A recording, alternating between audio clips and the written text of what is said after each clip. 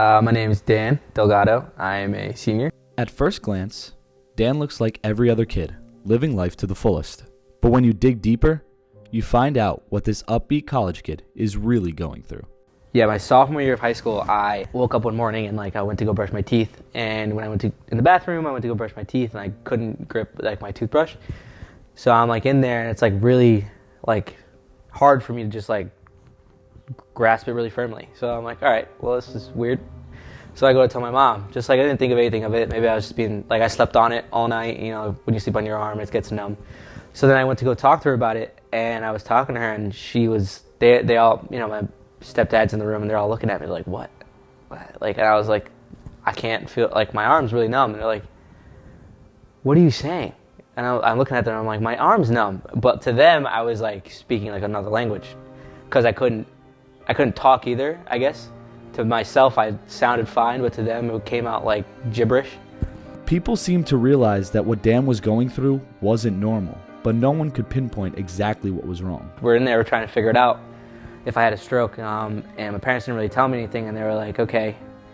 So then they told me, they were Dan, they think you had a stroke, and you may have something else, multiple sclerosis, stuff like that. So then it was okay, wow.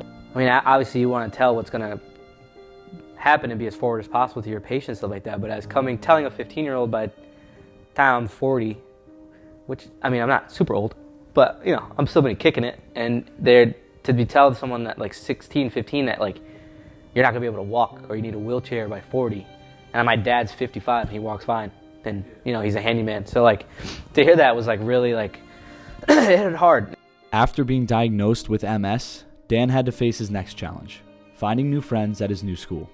I went through sophomore year, the whole year dealing with that. So the whole year was PT, get Dan back to where he needed to be, and all that stuff. So the next year came, and I was sitting at the same lunch table with the same kids, that was really cool.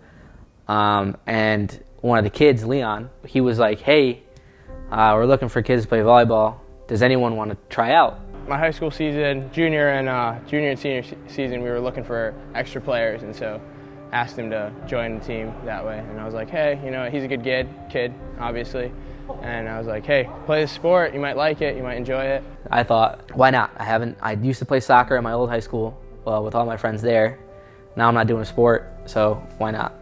Dan had finally found his passion, and on top of that, it gave him an escape from the problems he was facing outside of school. The reason I'm so in depth with volleyball, because volleyball it's weird to say, because for people to say sport saved you is really weird, but it did. I was so depressed after figuring all that stuff out.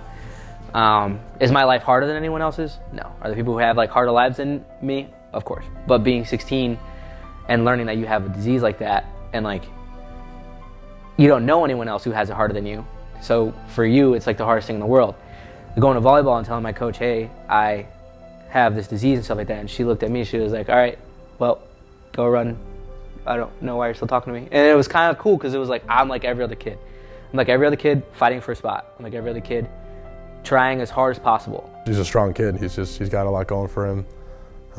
He wants to strive and succeed, and he always pushes himself to the limit. So volleyball, like I said, it saved my life, and I wouldn't.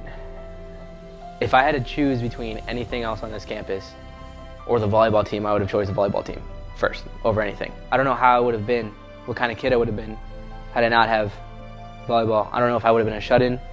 I don't know if I would have got angry at having MS and done terrible things, just things I shouldn't be doing, or getting involved with drugs or anything. I don't know.